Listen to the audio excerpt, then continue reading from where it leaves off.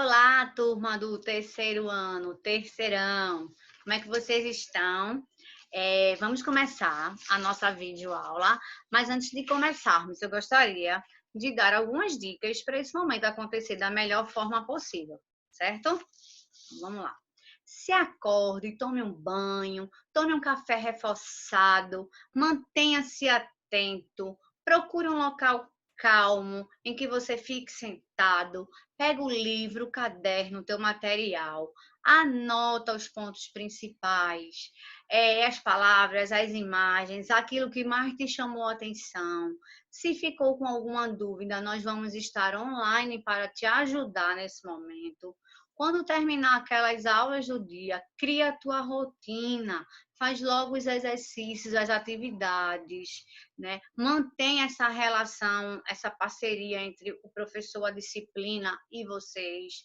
É importante a gente estar separado, um pouco distante fisicamente, mas nós estamos aqui para te ajudar.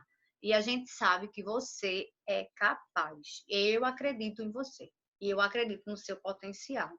Então, vamos embora para frente, tá certo? Qualquer dúvida, anota aí e pergunta. Vamos lá, vamos relembrar algumas coisas, tá? Antes da gente começar.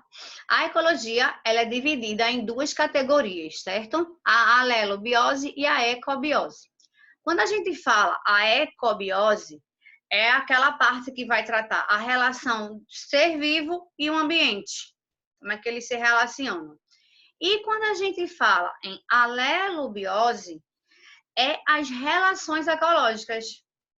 É a relação entre os seres vivos, que é justamente o tema da nossa aula de hoje, certo? Na natureza, nenhuma espécie ela vai sobreviver de forma isolada, certo? Ela sempre vai precisar de outra, né?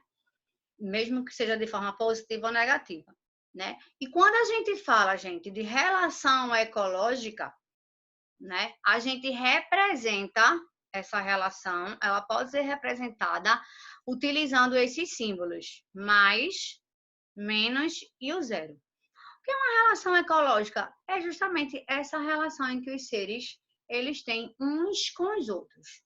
Se ela é mais, ela é positiva, ela é boa. Se ela é menos, ela é negativa. Alguém ou ambas espécies pode se prejudicar. E o zero, não vai acontecer nada, ok? As relações, elas podem ser intraespecífica, certo? Intra, dentro, né? Indivíduos da mesma espécie. Interespecífica é entre espécies diferentes. Positiva ou harmônica, nenhum organismo é prejudicado. Negativa ou desarmônica, pelo menos um dos organismos vai ser prejudicado. Ok? Agora a gente vai ver as principais relações que existem. Então, vejam só, classificação geral, né? Elas foram divididas em intra e interespecífica. Intra, mesma espécie. Quais são as harmônicas? Tudo beleza para todo mundo. Sociedade, colônia. Desarmônica, competição intraespecífica. E as relações interespecíficas? As harmônicas, mutualismo, também chamada de protocooperação, anote isso aí, isso é importante. Comensalismo e o inquilinismo, tá? Que ele também, em uma situação, é chamada de epifitismo. Vocês estão percebendo que do lado de cada uma dessas relações eu coloquei já o sinal para tu se ligar.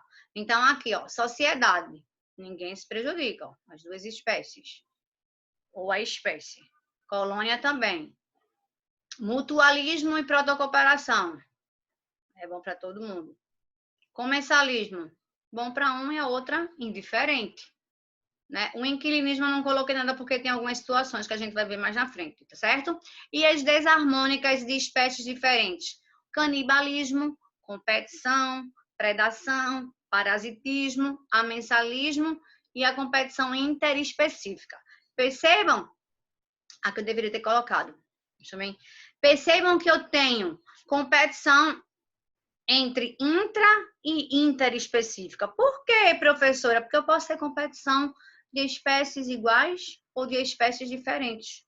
A gente vai ver um pouco mais na frente. Ok, esse assunto é show de bola. Super simples. Só tem algumas, vamos dizer assim, algumas coisinhas que diferenciam uma relação de outra, mas aí você, aluno ligado, vai estar de bem. Então, a gente vai ver agora cada uma delas, tá certo?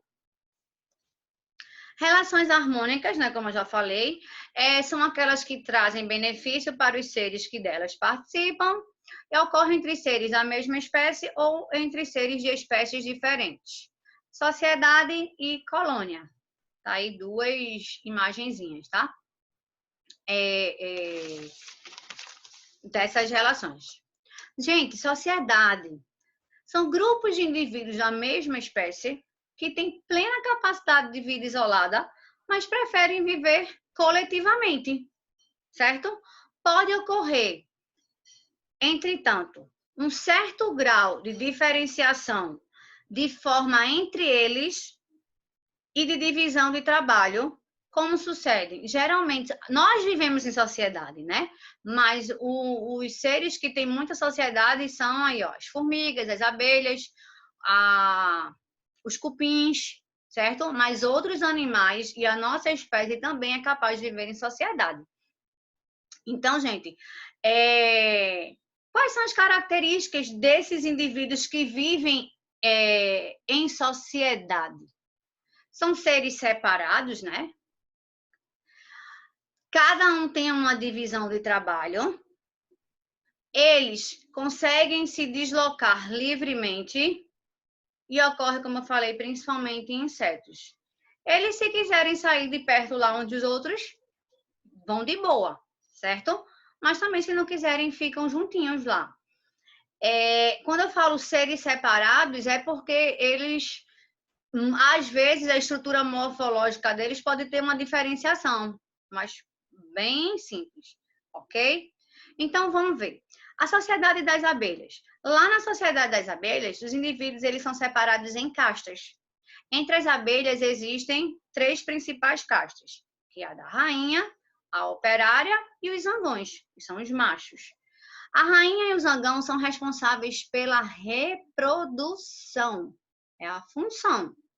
Já as operárias, elas são estéreis e ficam na defesa da colmeia, coletam pólen, cuidam da prole. Então, cada um tem a sua divisão e todo mundo sabe o que fazer, certo? Como é que acontece a reprodução das abelhas? Na maioria das colmeias, há apenas uma rainha, cuja função é ser fecundada e colocar ovos. O que é que acontece? Quando ela está nesse período de reprodução, a rainha ela faz o voo nupcial dela, certo? E ela vai ser fecundada por um ou mais zangões. Se acontecer a fecundação, vai originar novas fêmeas, certo? E caso não aconteça a fecundação, vai acontecer um tipo de reprodução chamada paternogênese, em que o embrião se desenvolve de um óvulo sem ocorrer a fecundação. Então, isso aí é questão sim, viu? Presta atenção aí, a paternogênese é uma reprodução assexuada. Ou seja, o óvulo, ele não foi fecundado e ele conseguiu reproduzir. Então, os machos, os zangões, eles surgem da paternogênese, no caso das abelhas. Portanto, eles são haploides, enquanto as fêmeas, elas são diploides. Ô, professora, se quando o macho fecunda, vai surgir outras fêmeas, como é que escolhe a rainha?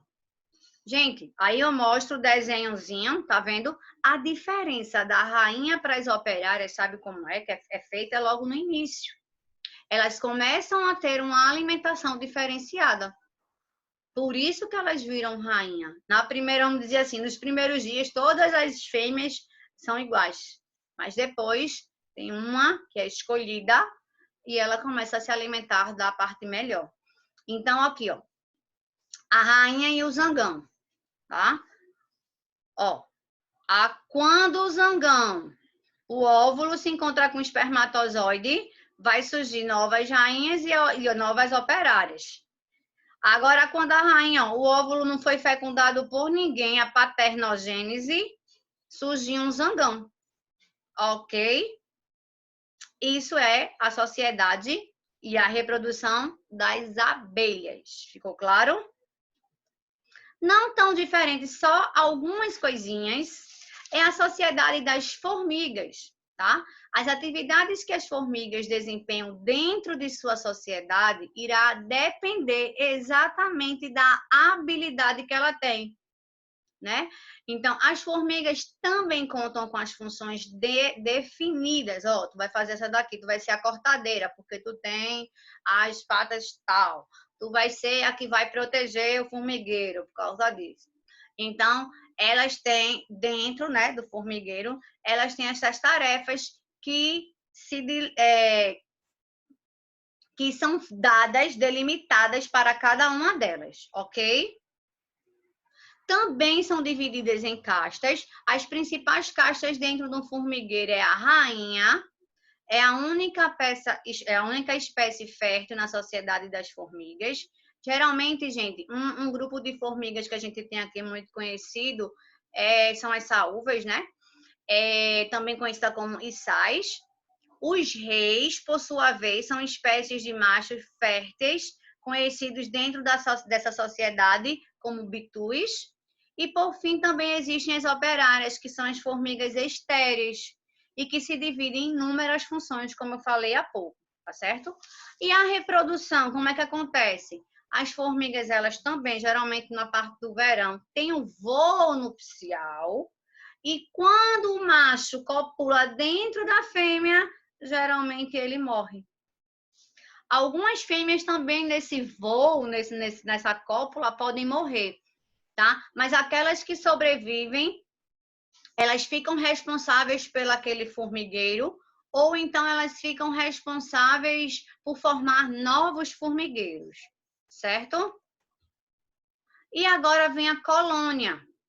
Indivíduos também da mesma espécie, outra relação ecológica, colônia, apresentam divisão de trabalho, indivíduos anatomicamente grudados, quando muitos apenas se separam dentro dos limites da colônia, e essa colônia ela pode ser isomorfas ou heteromorfas. Ô, professora, não entendi isso muito bem, não. O que é que quer dizer isso, gente? Qual é a diferença da sociedade para a colônia? Está todo mundo junto. A diferença é o seguinte, que na sociedade, o indivíduo, se ele quiser, ele pega o bloquinho dele, vai-se embora. Na colônia, não. Por quê?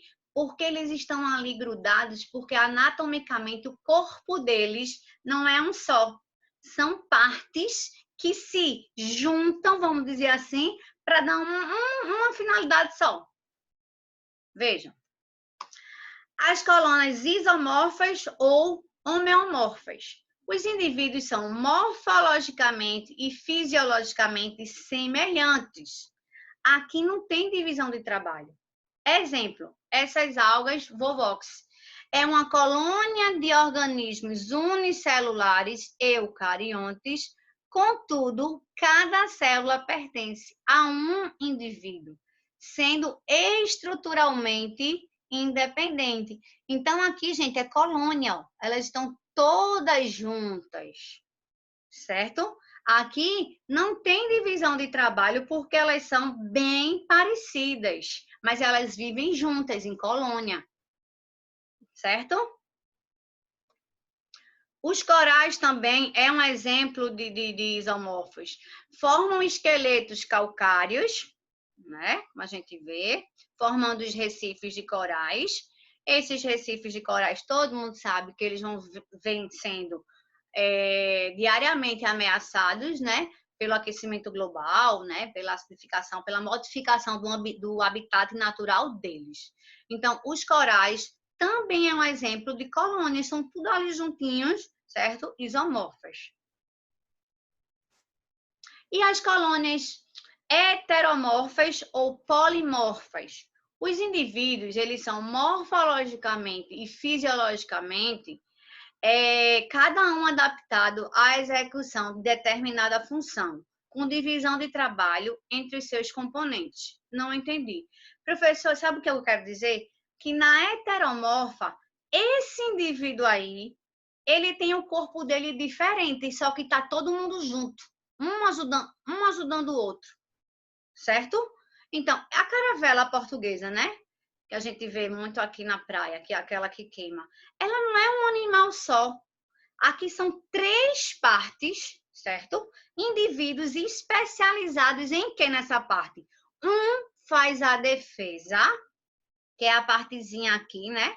Que faz o queima, que tem células urticantes.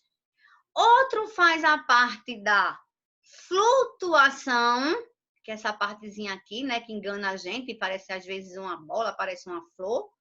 E essa partezinha aqui, de mais no meio, faz a natação. Então, são 3 em 1. Entenderam? Por isso, é hetero, é diferente, se liga nisso aí. Mas vivem em colônias, vivem juntos, porque um vai ter a divisão do trabalho e vai ajudar. Enquanto um defende, o outro prega, protege, o outro vai nadando. Entenderam? Por isso que é colônia. Ficou claro? Posso continuar? Se tiver alguma dúvida, anota.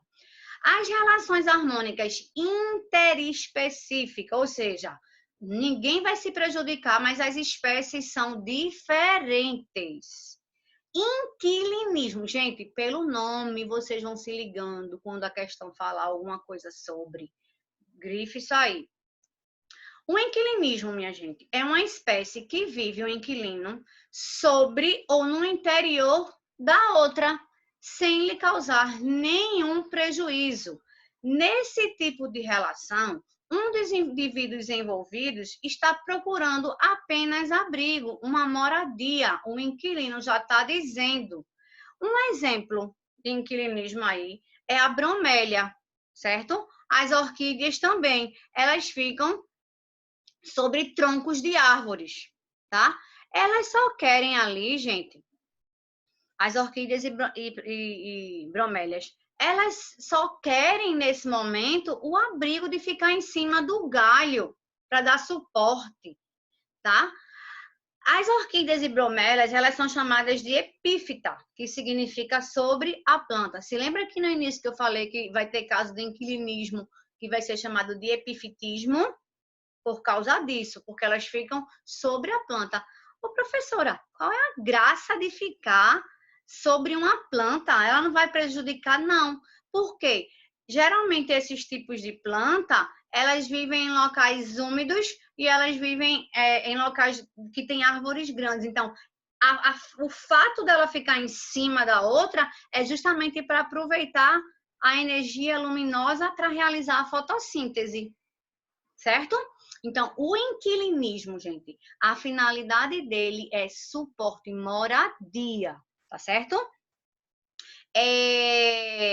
Também tem um exemplo de inquilinismo, que é o peixe-agulha e o pepino do mar, tá? O peixe-agulha, ele fica dentro do pepino do mar para se proteger, moradia. Diferentemente do peixe-palhaço e a anêmona, que a gente vai ver mais na frente, né? Por quê? Não pode ser inquilinismo, porque o peixe-palhaço, a anêmona fica em cima do peixe-palhaço, mas o peixe-palhaço também aproveita, comida. E inquilinismo não, é só para moradia, abrigo. Ficou claro? Comensalismo é uma relação ecológica que ocorre entre indivíduos de espécies diferentes. Nessa relação, um organismo é beneficiado e o outro nem ganha e nem perde. Essa associação ocorre quando uma espécie está em busca de alimento. Alguns autores usam o comensalismo, que eu acabei de falar, como um inquilinismo, pois acreditam que o comensalismo é realizado sempre que duas espécies interagem e uma é beneficiada sem prejudicar a outra, não importando se é comida ou não. Tá? Então, eles gostam de usar isso. Um exemplo aí, certo? É o tubarão e a rêmora. O tubarão, a rêmora, é um peixinho que ele tem umas ventosazinhas que ele gruda próximo à boca do tubarão e ele retira o resto de alimento do dente do tubarão, se alimentando, se beneficiando. O tubarão nem ganha nem perde. É vida que segue, vamos dizer assim. Se a rêmora, vamos dizer, limpar o dente, tá bom. Também se não limpar, ele vai continuar do mesmo jeito. Então, isso é o comensalismo. É como se fosse uma questão até de comércio. Pensa dessa forma, né? Um vai ser beneficiado dali e o outro, ok? Mutualismo. Associação em que ocorre entre duas espécies diferentes e essas duas espécies elas são beneficiadas. A palavra mutualismo vem do latim mutuare, troca, receber. Esse mutualismo, certo? Ele pode ser obrigatório, ele é chamado de simbiose mutualística, é quando há, gente, uma grande interdependência. É obrigatório. Uma espécie depende da outra, tem que estar ali. E não obrigatório, facultativo, ou então também chamado por alguns autores de protocooperação. É quando essa dependência é menor, possibilitando que esses organismos eles possam também viver sozinhos, certo? Exemplo de um mutualismo obrigatório são os líquens. O que é um líquen? É quando você tem fungos e algas que se juntam. Aí é obrigatório essa relação. O fungo, gente, vai dar proteção, umidade para essas algas. E essas algas vai dar matéria orgânica para os fungos, certo? Outra coisa, a gente encontra muitos líquens no ambiente e eles são muito sensíveis à questão de poluição do ambiente. Eles são muito usados como indicadores de poluição, tá? Quando eles não estão lá, quando eles mudam aí eles são bons, usados muito para indicar poluição de ambiente. Então, isso aí é um mutualismo obrigatório, eles precisam um do outro. Certo? E o mutualismo facultativo, aquilo que eu falei para vocês, ó. O paguru e a anêmora. O paguru, gente, é um tipo, né, de caranguejo que a anêmonazinha vai ficar em cima aqui, ó. Ele fica dentro dessa concha também, se protege. A anêmona, por ter nas suas pontas substâncias urticantes, protege ele. Mas também, se a anêmona não estiver ali, diferentemente, ele vai seguir. Ok? Dúvidas? Vamos para as desarmônicas. As desarmônicas é mais simples, até pela nomenclatura a gente se liga. Um dos indivíduos é prejudicado por essa relação.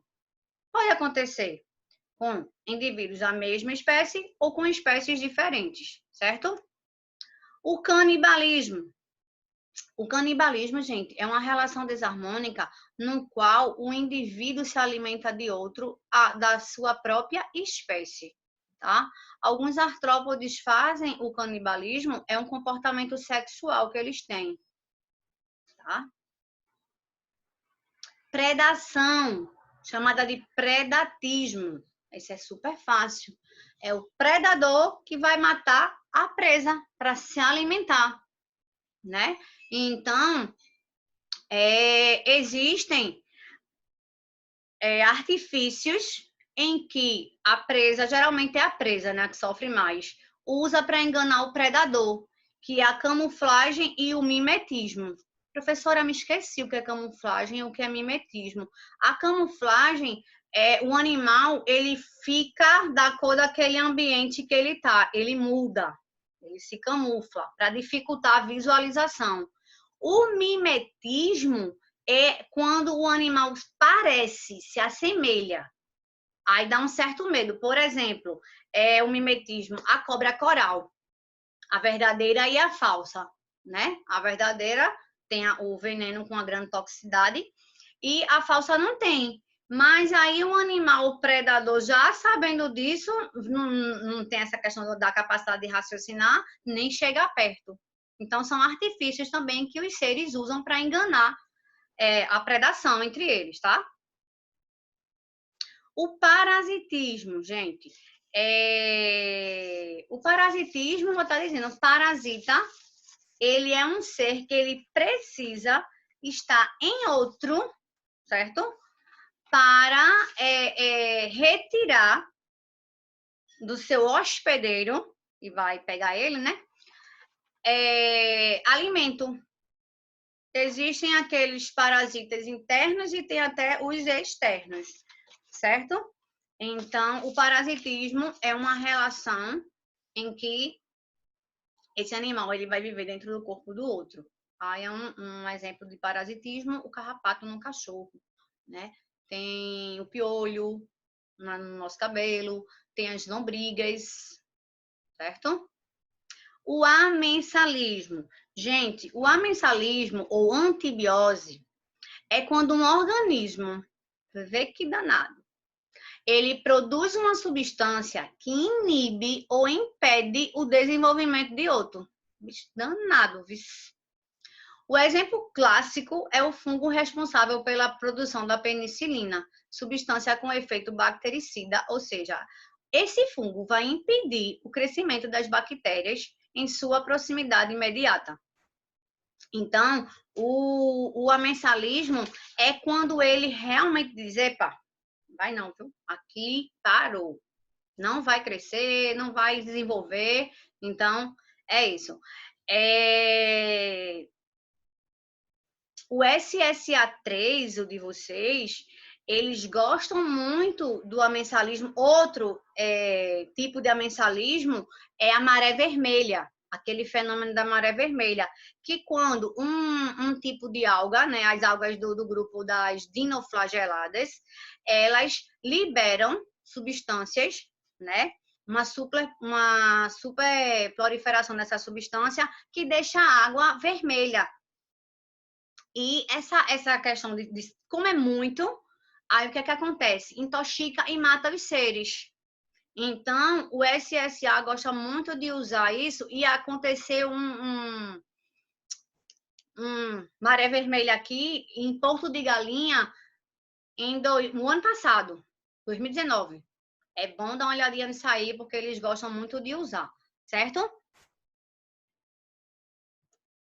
Competição, né, o nome já está dizendo, vai competir por algo. Pode ser intraespecífica ou interespecífica.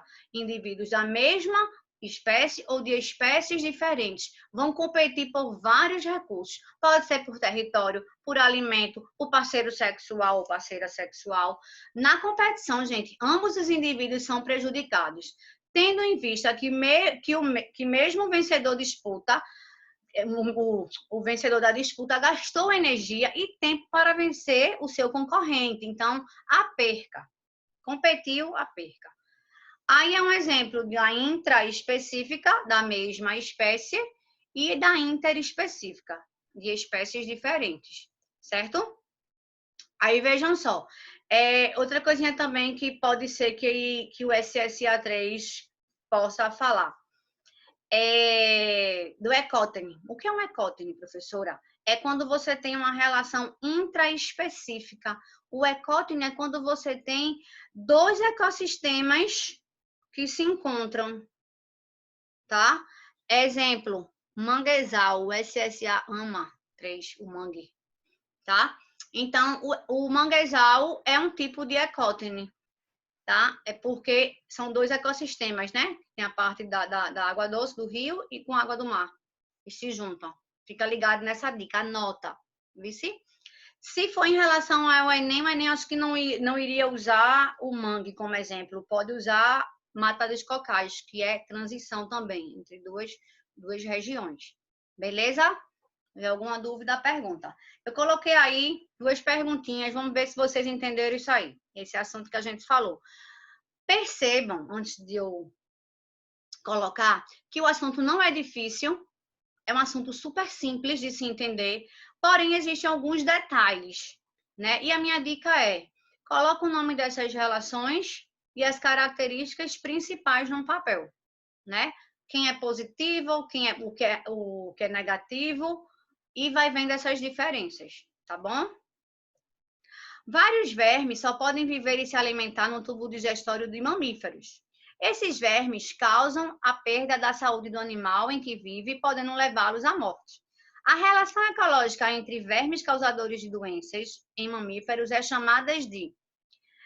No início, ele já está dizendo que só podem viver e se alimentar no tubo digestório. Ou seja, eles precisam estar lá. Então, eles são o quê? Já está dizendo. E causa morte é prejuízo. Aí a gente já vai, né? Ó, pode ser competição. Comensalismo não. Ninguém, né? Mutualismo também não. Amensalismo, ele inibe, né? É o quê? O parasitismo, porque pode levar à morte, mas ele tem que estar dentro, ele tem que parasitar. E aí tá a imagem. Certo, gente? Então aí é a letra C de casa. E a outra? Existem certas espécies de árvores que produzem substâncias que, dissolvidas pelas águas da chuva, são levadas até o solo, vão dificultar muito o crescimento de outras espécies ou até mesmo matar as sementes que tentam germinar. Esse tipo de comportamento caracteriza aquela que eu disse assim, é alma de gato, não vai crescer não vai não sei o quê, não desenvolve o amensalismo, ele inibe, ele impede, letra D de dado. Tá vendo como é fácil? Quando a gente presta atenção, mantenha calma e lê, ok? Obrigada. Se tiverem alguma dúvida, pergunta e fica ligado que eu vou passar uma atividade para vocês, tá bom? Um beijo e até a próxima.